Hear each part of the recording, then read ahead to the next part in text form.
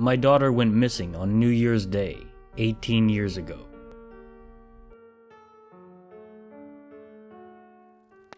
Today marks 18 years since my wife and I lost our daughter. She was born when we were both in our teens, so at times it really feels like a lifetime since we last saw her. Her name was Susan, and she was only 4 when we lost her. She was the absolute center of my wife's world. Understandably, the loss was unbearable for her. We've both dealt with lifetime friends passing before, but I had never seen her as devastated as she was after we lost Susan. The police searched for months, I suspect longer than they normally would have, for a case like this, given the hell that my wife put them through when they had no new leads to report. Eventually, they stopped actively searching for Susan, and in one way or another, told us that she could still be alive out there, but to start to cope with the fact that we'll probably be living our lives without her. After using up all of the time she was allotted away from work, Sarah, my wife, eventually lost her job. She spent her time holed up in the room we kept Susan's crib in, sometimes clutching some of her old toys. Her favorite had always been this little red fire truck that would flash when a button on the back was pressed. The batteries had since died, so I'm not sure if it works anymore. I always felt a little guilty for the sense of apathy that I felt towards it all. Maybe it's just the way that I cope. Maybe just a personality trait. Who knows? Every time the new year comes around, Sarah always seems to fall into a minor bout of depression, considering the news she received on that day, years ago. For most, the 1st of January is a reminder that the new year is something to look forward to, a time to learn from the mistakes of the previous year, and a time to start fresh where it's needed. For Sarah, the occasion of the holiday seems to just bring that terrible memory back all the more intensely. This year was a bit different, to say the least. My head is still spinning while I try to wrap my mind around everything. I really needed to tell someone what happened in order to work through it, and I couldn't share it with my wife. So here I am. The day started like any other January 1st. My wife sullenly stumbling into Susan's old room while I start preparing the best breakfast I know how to make to try and do something to cheer her up. The first strange event of the day occurred when I went to check the mail and found a single envelope in our mailbox. "We don't get mail today, sweetie. Close the door. It's freezing," I heard coming from inside. You know that I always forget that. That's what you get for marrying an idiot. Must have missed something from yesterday. "Just leave it on the table or something. Only thing we can get in the mail that I care about is bills, and I sure as hell don't feel like dealing with that today." I threw the envelope on our little round kitchen table, and my wife went upstairs to get a shower. I poured some coffee for myself, and, after setting it down on the coffee table, slumped down into our couch and went about my morning tradition of finding a TV channel that wasn't playing something completely insipid. It took all of 5 minutes of scrolling through seemingly endless directories of channels before I felt compelled to check the envelope. Although we're not scraping by any means, I've always been pretty paranoid about money, and if it was a bill, I needed to know how much money we'd be coughing up. I think the paranoia may come from the financial hell that followed my wife losing her job after we lost Susan. I grabbed the envelope and paused before instinctively ripping it open. Our address or a return address were nowhere to be found on the envelope. It was completely blank except for the words, "To you," written sloppily on the front in the center. I resumed opening the envelope, now more out of curiosity and less out of financial concern. I'm hoping my wife didn't hear the gasp I let out, reading the contents of that letter. On notebook paper that looked decades old was written, "Happy Death Day to me. Happy Death Day to me. Happy Death Day, dear Sudson. Happy Death Day to me."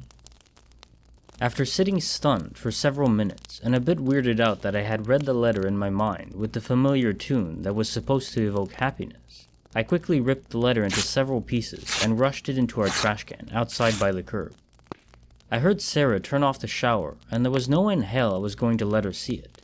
I had trouble fathoming how cruel someone would have to be to play this kind of a joke on a family that lost their child. And who the hell would even be able to? only very immediate family and a couple close friends know that we lost Susan. And how would they know that I used to call her Sudzin when I'd give her a bath because she loved playing with the soap bubbles? Only her and maybe Sarah knew about that dumb nickname. A few minutes later, Sarah descended the stairs and joined in my pursuit to find a TV channel worth watching. We always joked about how it was time to get rid of cable, but never seemed to find the initiative to follow through with our plan. We sat in silence once we landed on a channel playing some kind of crime show. Sarah loves those. All that was swimming through my head was that letter and about a million other questions. As the day progressed, the letter worried me less and less. Sarah and I planned a wonderful dinner that we were going to prepare together. We picked out a movie to watch, and I had grabbed a gift for her at the local jewelry store to give to her after. I wanted to make the day special for her, and she really didn't seem as despondent as previous years. I think she was finally beginning to come to peace with what had happened. Better late than never, I guess. Midway through preparing our meal, the phone we keep on our kitchen counter began to ring. I asked Sarah to answer it, while I continued to work on breading the chicken that we were making. Okay, but try not to ruin the meal. Very funny. Hello. The phone was just loud enough for me to make out what my wife was hearing. The last song in the world I wanted to be reminded of. Must be the wrong number. It's neither of our birthdays today. Unless you've been lying about yours this whole time, she said, hanging up the phone. Yeah. I tried my best to force a laugh. The meal was a success, and Sarah loved her gift. Our movie ran pretty late, and we had finished the entire bottle of whatever wine Sarah had picked up on our way home from work yesterday. We decided to head to bed early, because we both need to be up pretty early for work tomorrow.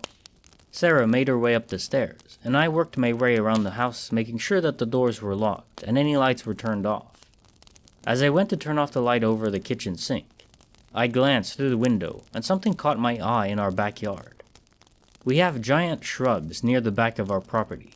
They had lost all of their leaves because of the season, and I saw through just enough to realize that there was something behind them.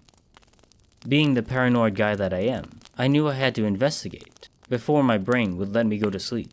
I threw on the closest pair of shoes that I could find and grabbed my phone to use as a flashlight. As I got closer to the shrubs, a pang of nervousness shot through my body. I momentarily thought of turning back, but convinced myself otherwise. I forced one foot in front of the other until I reached the shrubs. Behind them, I found a little red fire truck with a bundle of about 5 balloons floating above it, tied to the center of the toy. Plastered on the balloons was a note. I struggled to force myself to get any closer to the toy. When I bent down and grabbed the note, it read, "Did you get my letter? I've started to like it down here." It was written on the same familiar sloppy handwriting that I recognized from earlier. I was nearly knocked over with either guilt or terror or nervousness or all three. I was back inside before my brain caught up to what my legs were doing, and now here I am. I guess I can't find closure if I'm honest. Where else to be honest but here? I had to do it. The constant crying and whining was too much. We were spending so much money on toys, clothes, pre-K schooling, and whatever the hell else. My wife spent all day obsessed with the thing. I couldn't take it. It was a strain on our relationship and a damn mistake. A mistake I tried to fix. Apparently after what's happened today, one I failed to fix. But I had to try. Judge me in whatever way you wish.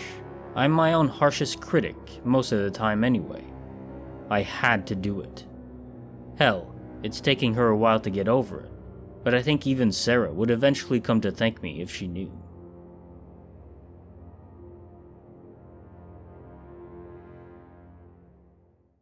This is Kinetic Symphony. Welcome to the end. Damn, that was too dramatic, wasn't it? Okay, like the video, subscribe, definitely hit the bell icon so you get all of my uploads notified. Well, you're supposed to anyway. And stick around for another 2 seconds and you'll be recommended more videos to watch.